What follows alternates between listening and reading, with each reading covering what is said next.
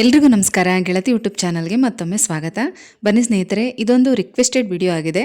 Viewers ಒಬ್ಬರು ಪ್ರಶ್ನೆ ಕೇಳಿದರು, ತಾಮ್ರದ ಚೆಂಬಲ್ಲಿ ರಾತ್ರಿ ನೀರಿಟ್ಟು ಬೆಳಗ್ಗೆ ಕುಡಿದ್ರೆ ಏನೋ ಒಂಥರ ಹೊಟ್ಟೆ ಎಲ್ಲ ತೊಳಸ್ದಂಗಾಗುತ್ತೆ, ವಾಂತಿ ಬರೋ ಥರ ಆಗುತ್ತೆ, ಅನ್ಈಸಿ ಫೀಲ್ ಆಗುತ್ತೆ, ನನಗೆ ಇಷ್ಟ ಆಗ್ತಾಯಿಲ್ಲ ಕುಡಿಯೋದಕ್ಕೆ, ನನಗೆ ಯಾಕೆ ಈ ಥರ ಆಗುತ್ತೆ, ಅಥವಾ ನಾವೇನಾದರೂ ತಪ್ಪು ಮಾಡ್ತಾ ಇದ್ದೀವ, ಹೇಗೆ ನೀರಿಡಬೇಕು ಅಂತೆಲ್ಲ ಕೇಳ್ತಾಯಿದ್ರು.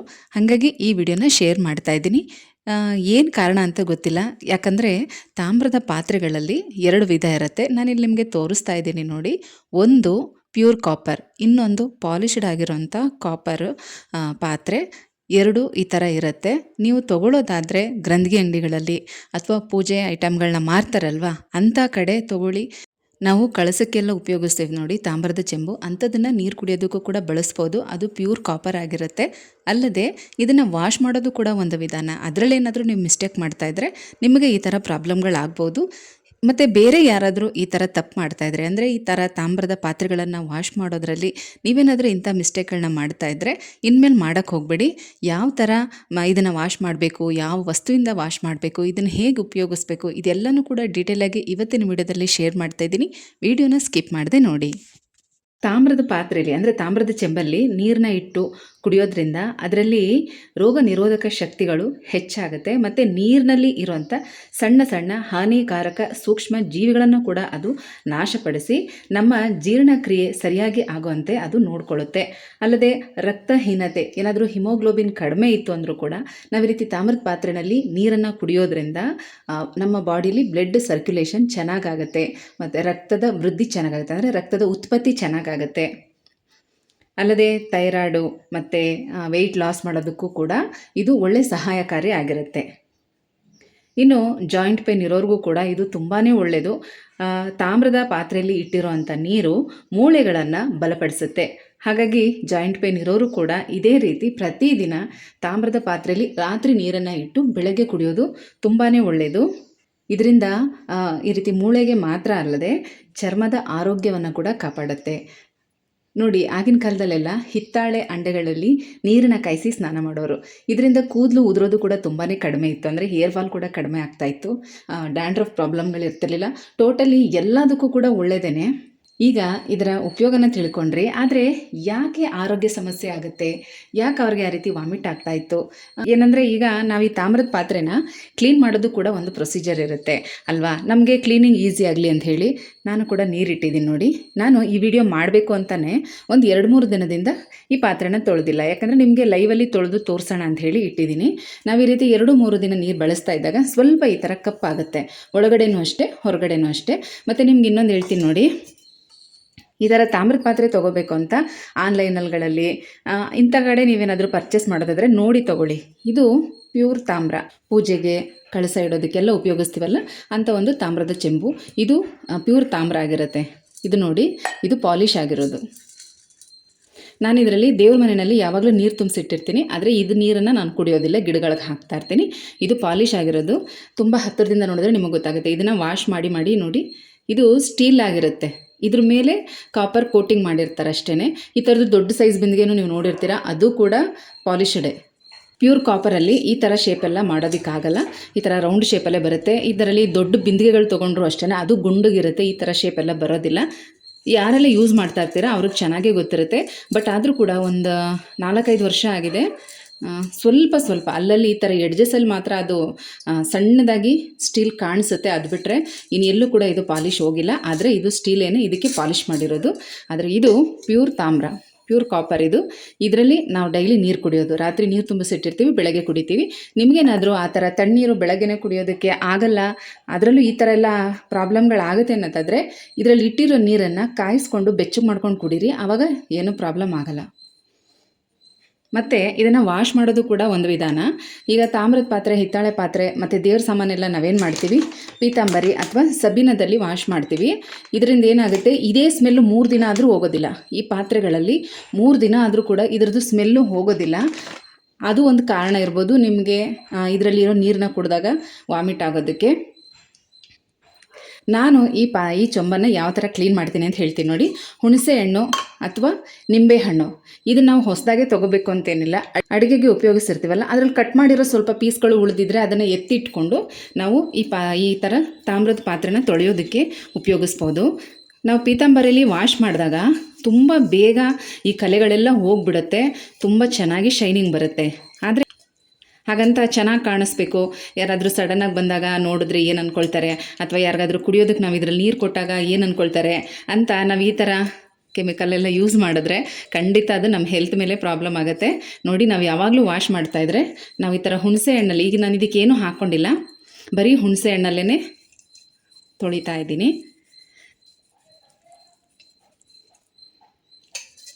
ಈ ಥರ ಜಾಸ್ತಿ ಏನಾದರೂ ಕರೆ ಇದೆ ಅಂದರೆ ಒಂದು ಸ್ವಲ್ಪ ಹೊತ್ತು ಈ ಹುಣಸೆ ಹಣ್ಣನ್ನು ಇದರಲ್ಲೇ ಹಾಕಿ ನೀರು ಹಾಕಿ ಬಿಟ್ಬಿಟ್ರೆ 1 ಅವರ್ 2 ಅವರ್ ಆ ಥರ ಬಿಟ್ಬಿಟ್ರೆ ಇದ್ರೊಳಗಡೆ ಇರೋ ಈ ಥರ ಕಪ್ಪು ಕಲೆಗಳೆಲ್ಲ ಹೋಗ್ಬಿಡುತ್ತೆ. ನಾನು ಈ ಥರ ಎಲ್ಲ ಆಗೋದಕ್ಕೆ ಬಿಡಲ್ಲ, ನಿಮಗೆ ವಾಶ್ ಮಾಡಿ ತೋರಿಸೋ ಸಲುವಾಗಿ 2-3 ದಿನದಿಂದ ವಾಶ್ ಮಾಡಿಲ್ಲ ಅಷ್ಟೇ.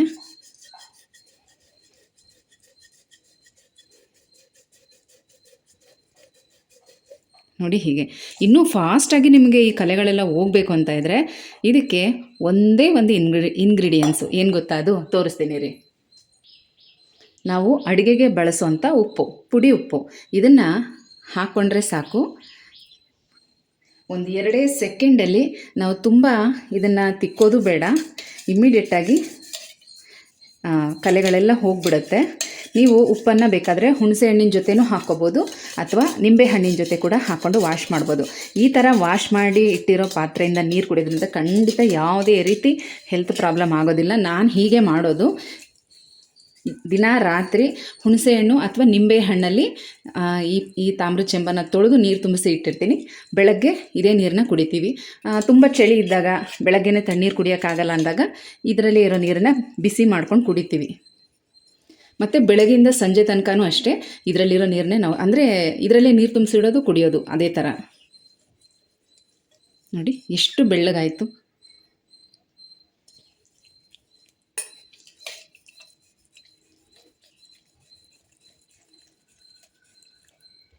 ಒಳಗಡೆನೂ ನೋಡ್ತಾ ಇದ್ದೀರಾ ನೋಡಿ.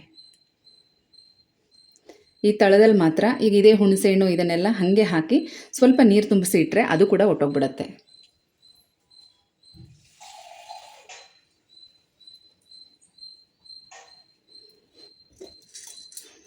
ಇದನ್ನು ನಾನು ಪೀತಾಂಬರಿನೇ ಹಾಕಿ ತೊಳಿತೀನಿ. ದೇವ್ರ ಸಾಮಾನೆಲ್ಲ ತೊಳಿತಾ ಇರ್ತೀನಲ್ಲ, ಆಗ ಪೀತಾಂಬರಿನೇ ಹಾಕಿ ತೊಳೆದು ಬಿಡ್ತೀನಿ. ಅದು ಕೂಡ ಚೆನ್ನಾಗಿ ವಾಶ್ ಆಗಿಬಿಡುತ್ತೆ.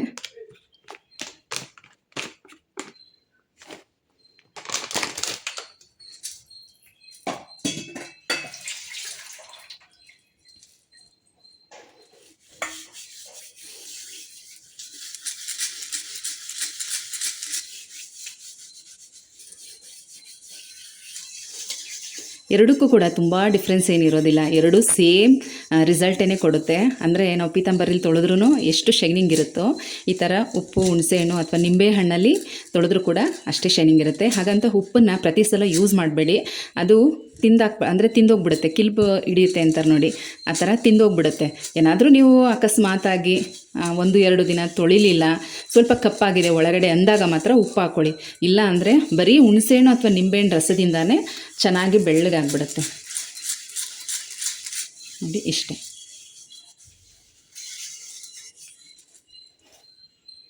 ಎರಡರಲ್ಲೂ ನಿಮ್ಗೆ ಏನಾದರೂ ಡಿಫ್ರೆನ್ಸ್ ಕಾಣಿಸ್ತಾ ಇದೆಯಾ? ಇನ್ನೂ ತೊಳೆದಿಲ್ಲ ಇದನ್ನು, ಈಗ ತೊಳೆದು ತೋರಿಸ್ತೀನಿ ನಿಮಗೆ. ಈಗ ಇದೆರಡೂ ಕೂಡ ವಾಶ್ ಆಗಿದೆ, ನೋಡ್ತಾ ಇರ್ಬೋದು ನೋಡಿ ಈಗ ಹೇಗಿದೆ ಅಂತ. ಕೆಲವೊಂದು ವಿಡಿಯೋದಲ್ಲಿ ಅಕಸ್ಮಾತಾಗಿ ನೋಡುವಾಗ ಏನೋ ನೀರೊಳಗಡೆ ಹುಣಸೆಹಣ್ಣು, ನಿಂಬೆಹಣ್ಣು, ಅಡುಗೆ ಸೋಡಾ, ಅದು ಇದು ಏನೋ ಅವರವರು ತೋಚಿದ್ದು ಅದನ್ನೆಲ್ಲ ಹಾಕಿ ಒಂದಷ್ಟು ಹೊತ್ತು ನೆನೆಸಿಟ್ಟು ಆಮೇಲೆ ತಿಕ್ಕಂಗಿಲ್ಲ, ಉಜ್ಜಂಗಿಲ್ಲ, ಫುಲ್ಲು ಶೈನಿಂಗ್ ಬರುತ್ತೆ ಅಂತ ಎಲ್ಲ ಹೇಳ್ತಾರೆ. ತುಂಬ ಏನಾದರೂ ಕಪ್ಪು ಕರೆ ಇದೆ ಅಂದರೆ 1 ಚಿಟಿಕೆ ಉಪ್ಪನ್ನು ಹಾಕ್ಕೊಂಡು ನಿಂಬೆಹಣ್ಣು ಅಥವಾ ಹುಣಸೆ ಹಣ್ಣಿನ ಜೊತೆಗೆ ಅದನ್ನು ತಿಕ್ಬಿಟ್ರೆ ಸಾಕು. ನೋಡಿ ಎಷ್ಟು ಚೆನ್ನಾಗಾಗಿದೆ ಅಂತ. ಈ ಥರ ವಾರದಲ್ಲಿ 1 ದಿನ ನಾವು ಡೀಪ್ ಕ್ಲೀನರ್ ಅಂತಲೇ ಅಂದ್ಕೊಳ್ಳೋಣ ಇದನ್ನು ಅಲ್ವಾ. ನೀಟಾಗಿ ಕ್ಲೀನ್ ಮಾಡಿಕೊಂಡು ಡೈಲಿ ಒಂದು ಸ್ವಲ್ಪ ಬರೀ ಹುಣಸೆಹಣ್ಣು ಅಥವಾ ನಿಂಬೆಹಣ್ಣು ಎರಡರಲ್ಲಿ ಯಾವುದಾದ್ರೂ ಒಂದು, ಎರಡನ್ನೂ ಹಾಕಬೇಕು ಅಂತೇನಿಲ್ಲ. ನಾವು ಅಡುಗೆಗೆ ಉಪಯೋಗಿಸಿರುವಂಥ ನಿಂಬೆಹಣ್ಣು ಅಥವಾ ಹುಣಸೆ ಹಣ್ಣಿಂದನೇ ತೊಳಿಬೋದು. ಚೆನ್ನಾಗಾಗ್ಬಿಡುತ್ತೆ. ಇನ್ನು ಯಾವುದೇ ರೀತಿ ಕೆಮಿಕಲ್ನ ಯೂಸ್ ಮಾಡಬಾರ್ದು. ಅಂದರೆ ನೀರು ಕುಡಿಯುವಂಥ ಚೆಂಬಿಗೆ ಮಾತ್ರ. ಬೇರೆ ಪಾತ್ರೆಗಳಿಗೆ ನೀವು ಪೀತಾಂಬರಿಯಿಂದನೇ ತೊಳಿಬೋದು, ಆದರೆ ಇದು ಪೀತಾಂಬರಿಯಿಂದ ತೊಳೆದಿರೋದು. ಈಗ ಎರಡರಲ್ಲಿ ನಿಮಗೆ ಯಾವುದು ತುಂಬ ನ್ಯಾಚುರಲ್ ಅಂತ ಅನ್ನಿಸ್ತಾ ಇದೆ ಹೇಳಿ? ಇದೇನೆಂದರೆ ಒಳಗಡೆ ಪೂರ್ತಿ ಕೈ ಹಾಕೋದಕ್ಕಾಗಲ್ಲ, ಬೆರಳು ಎಷ್ಟು ತನಕ ತಾಕುತ್ತೋ ಅಷ್ಟು ತನಕ ಇದನ್ನು ತಿಕ್ಕಿ ತೊಳೆದಿರ್ತೀನಿ ಅಷ್ಟೇ. ಇದರಲ್ಲಿ ದೇವ್ರ ಮನೇಲಿ ನೀರು ತುಂಬಿಸಿಟ್ಟಿರ್ತೀನಿ. ಇದನ್ನು ನಾವು ಕುಡಿಯೋದಕ್ಕೆ ಯೂಸ್ ಮಾಡಲ್ಲ. ನೀವೇನಾದರೂ ಈ ಥರ ತಾಮ್ರದ ಚೆಂಬಲ್ಲಿ ದೇವ್ರ ಮನೇಲಿ ನೀರು ಇಡ್ತಾ ಇದ್ದೀರಾ ಅಂದರೆ ಅದನ್ನು ಕೂಡ ಹಾಗೇ ನೀವು ಇದೇ ಥರ ಹುಣಸೆಹಣ್ಣು ಅಥವಾ ನಿಂಬೆಹಣ್ಣಲ್ಲಿ ತೊಳೆದು ನೀರು ತುಂಬಿಸಿಟ್ಟಿದ್ರೆ ಅದನ್ನು ಬೇಕಾದ್ರೆ ನೀವು ಕುಡಿಯೋಕ್ಕೆ ಯೂಸ್ ಮಾಡಿ. ಇಲ್ದಿದ್ರೆ ಅದನ್ನು ಗಿಡಕ್ಕೆ ಹಾಕೋದೇ ಒಳ್ಳೆಯದು ಅಂತ ಅಂದ್ಕೊಳ್ತೀನಿ. ಗಿಡಕ್ಕೆ ಹಾಕಿ. ಈಗ ನಿಮ್ಮ ಡೌಟು ಕ್ಲಿಯರ್ ಆಯಿತು ಅಂದ್ಕೊಂಡಿದ್ದೀನಿ. ನಿಮ್ಮ ಮೇಯ್ನ್ ರೀಸನ್ ಇದೊಂದೇ, ನೀವು ನೀರು ಕುಡಿಯೋದಕ್ಕೆ ಏನು ಯೂಸ್ ಮಾಡ್ತೀರಾ ಅಂಥ ಒಂದು ತಾಮ್ರದ ಚೆಂಬುಗಳನ್ನು ದಯವಿಟ್ಟು ಪೀತಾಂಬರಿಯಲ್ಲಿ ತೊಳಿಬೇಡಿ, ಅಥವಾ ಬೇರೆ ಇನ್ಯಾವುದೇ ಲಿಕ್ವಿಡ್ ಆಗಿರಲಿ ಏನನ್ನು ಯೂಸ್ ಮಾಡಬೇಡಿ. ಉಪ್ಪು, ನಿಂಬೆಹಣ್ಣು ಅಥವಾ ಹುಣಸೆಹಣ್ಣು ಇದರಲ್ಲಿ ಯಾವುದಾದ್ರೂ ಒಂದನ್ನು ಯೂಸ್ ಮಾಡಿ ನೀವು ತೊಳೆಯೋದ್ರಿಂದ ಅದು ಕ್ಲೀನಾಗೂ ಇರುತ್ತೆ, ಆರೋಗ್ಯ ಕೂಡ ಯಾವುದೇ ರೀತಿ ಸಮಸ್ಯೆಗಳು ಆಗೋದಿಲ್ಲ. ಒಂದೆರಡು ಸಲ ನನಗೂ ಕೂಡ ಇದರ ಅನುಭವ ಆಗಿತ್ತು. ನಮ್ಮ ಅತ್ತೆ ಗೊತ್ತಿಲ್ಲದೆ ಪೀತಾಂಬರಿನಲ್ಲೇ ತೊಳೆದಿಡೋರು. ಅದರಲ್ಲಿ ನೀರು ಕುಡಿದಾಗ ತುಂಬ ಕಹಿ ಅನಿಸೋದು ಮತ್ತು ಕುಡಿಯೋಕ್ಕೆ ಆಗ್ತಾ ಇರಲಿಲ್ಲ. ಆ ಥರ 2-3 ದಿನ ಅದ್ರ ಸ್ಮೆಲ್ ಹಾಗೇ ಇರುತ್ತೆ. ಆಮೇಲೆ ನಾನು ಅವ್ರಿಗೆ ಹೇಳ್ತಾ ಇದ್ದೆ, ಅದರಲ್ಲಿ ತೊಳಿಬೇಡಿ, ಈ ಥರ ಹುಣಸೆಹಣ್ಣು ಅಥವಾ ನಿಂಬೆಹಣ್ಣಲ್ಲಿ ತೊಳಿತೀನಿ ನಾನು, ನೀವು ಹಾಗೆ ಇಟ್ಬಿಡಿ ಅಂತ. ನೀವು ಈ ಕಮೆಂಟ್ ಮಾಡಿದ್ಮೇಲೆ ನನಗೆ ಅದೇ ನೆನಪಾಯಿತು. ಹಾಗಾಗಿ ಈ ವಿಡಿಯೋನ ಶೇರ್ ಮಾಡ್ತಾಯಿದ್ದೀನಿ. ಈ ಒಂದು ಚಿಕ್ಕ ಮಾಹಿತಿಯನ್ನು ಈ ವಿಡಿಯೋದಲ್ಲಿ ತಿಳಿಸಿದ್ದೀನಿ. ಇದು ನಿಮಗೆ ಯೂಸ್ ಆಗ್ಬೋದು ಅಂದ್ಕೊಂಡಿದ್ದೀನಿ. ಒಂದು ಸಲ ಟ್ರೈ ಮಾಡಿ ನೋಡಿ. ನೀವು ಆ ಥರ ಹುಣಸೆಹಣ್ಣು ಅಥವಾ ನಿಂಬೆಹಣ್ಣಲ್ಲಿ ವಾಶ್ ಮಾಡಿ ಆಮೇಲೆ ನೀರು ತುಂಬಿಸಿಟ್ಟು ಕುಡಿಯೋದಕ್ಕೆ ಶುರು ಮಾಡಿ. ಆಗ ನಿಮ್ಗೆ ಹೇಗಿರುತ್ತೆ ಅನ್ನೋದನ್ನು ನೀವೇ ತಿಳ್ಕೊಬೋದು. ಒಟ್ಟಿನಲ್ಲಿ ಈ ಥರ ತಾಮ್ರದ ಪಾತ್ರೆಗಳಲ್ಲಿ ನೀರು ಕುಡಿಯೋದು ತುಂಬಾ ಒಳ್ಳೆಯದು. ಈಗೆಲ್ಲ ನೀವು ಬೇಕಾದರೆ ಚೆಕ್ ಮಾಡ್ಬೋದು. ವಾಟರ್ ಪ್ಯೂರಿಫೈಯಲ್ಲೂ ಕೂಡ ನಮ್ಮನೇಲಿರೋದು ಇದು ವಾಟರ್ ಪ್ಯೂರಿಫೈ. ಇದಕ್ಕೂ ಕೂಡ ಹೇಳ್ತಾರೆ, ಇದು ಒಳಗಡೆ ಕಾಪರ್ದು ಇದೇನೇ ಇರೋದು ನೋಡಿ, ಅದರಲ್ಲೇ ಕೊಟ್ಟಿದ್ದಾರೆ. ನಿಮಗೆ ಕಾಣಿಸ್ತಾ ಇರ್ಬೋದು ಅಂದ್ಕೊಂಡಿದ್ದೀನಿ. ಆದರೆ ಈ ಒಂದು ಟಬ್ನ ಕ್ಲೀನ್ ಮಾಡುವಾಗಲೂ ಕೂಡ ಅಷ್ಟೇ ನಿಂಬೆ ಹಣ್ಣನ್ನು ಹಾಕಿನೇ ಕ್ಲೀನ್ ಮಾಡಿ. ಯಾವುದೇ ಕಾರಣಕ್ಕೂ ಸೋಪ್ಗಳಾಗಿರಲಿ ಲಿಕ್ವಿಡ್ ಆಗಲಿ ಏನು ಯೂಸ್ ಮಾಡಬೇಡಿ ಅಂತಲೇ ಹೇಳಿದ್ದಾರೆ. ಇವತ್ತಿಗೂ ಕೂಡ ಇದನ್ನು ಒಳಗಡೆಯಿಂದ ನಿಂಬೆ ಹಣ್ಣಿಂದನೇ ತೊಳೆಯೋದು. ಹಾಗಾಗಿ ಈ ಒಂದು ಟಿಪ್ಸ್ ಖಂಡಿತ ನಿಮಗೆ ಯೂಸ್ಫುಲ್ ಆಗಿರುತ್ತೆ. ಇದನ್ನು ಟ್ರೈ ಮಾಡಿ. ನಿಮ್ಮ ಅನಿಸಿಕೆ ಅಭಿಪ್ರಾಯನ ಕಮೆಂಟ್ಸಲ್ಲಿ ತಿಳಿಸಿ, ಆಯಿತಾ?